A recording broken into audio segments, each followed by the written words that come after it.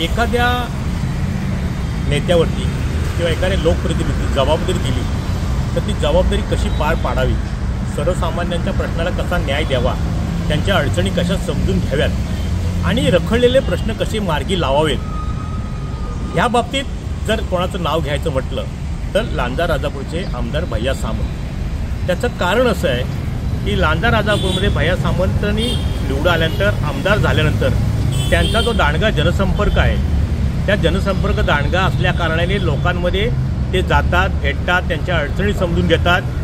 मग शेतीचं पावसामुळे नुकसान असेल किंवा राष्ट्रीय महामार्गाच्या लांजामध्ये असलेल्या अडचणी असतील किंवा या ना त्या नात्याने ते सतत आपल्या मतदारसंघात संपर्कात असतात। आतासुद्धा त्यांनी एक अतिशय महत्त्वाचा प्रश्न सोडवण्याचा प्रयत्न केला आहे। लांज्यामधलं आणि साखरपा आणि लांज्यातलं पन्हाळे ही दोन धरणं 2001 साली अस्तित्वात आली।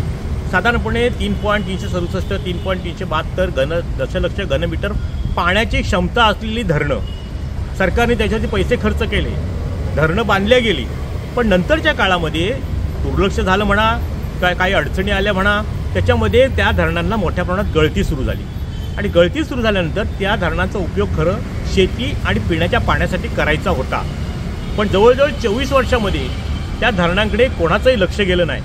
पण मध्यंतरीच्या काळामध्ये आमदार भैया सामंतांनी पाटबंधारेच्या बाबतीतली काही धरणं असतील, कारण विशेषतः लांजामध्ये धरणांचं प्रमाण अधिक आहे आणि त्या धरणांना कुठंतरी पुनर्जीवित करावं किंवा त्यांना धरणांचे कामाला प्रगतीपथावर न्यावे किंवा धरणाची जी कामं रखडलेली आहेत ती पूर्णत्वाला न्यावी, त्यासाठी वारंवार बैठका घेत होत्या।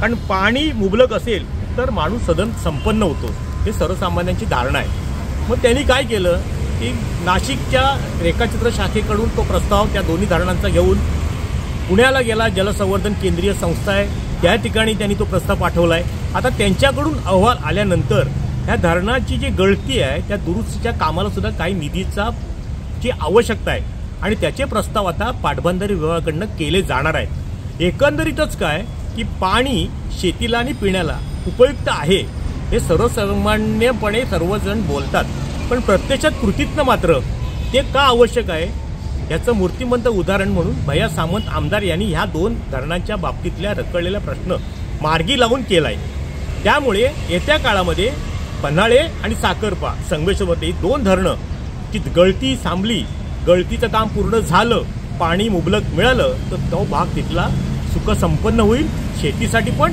आणि पिण्याच्या पाण्यासाठी पण। पण एखाद्या माणसाला कामाची निकड किंवा कामाची आवड असेल आणि पाठपुरावा करून तो प्रश्न मार्गी कसा लावावा, जवळजवळ 24 वर्षानंतर ते धरण बांधल्यानंतर 24 वर्षानंतर तो प्रश्न मार्गी लागतोय। त्यामुळे प्रत्यक्षात या दोन्ही धरणांच्या गळतीचं काम पूर्ण झालं आणि मुबलक पाणीसाठा त्यामध्ये साठला तर मात्र तिथला परिसर सुखसंपन्न होईल।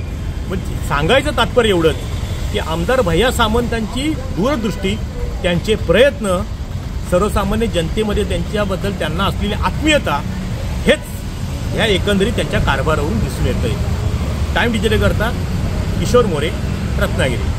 टाइम्स डिजिटलला लाईक करा, सबस्क्राईब करा, शेअर करा आणि बेल आयकॉन दाबायला विसरू नका। पाहत रहा टाइम्स डिजिटल।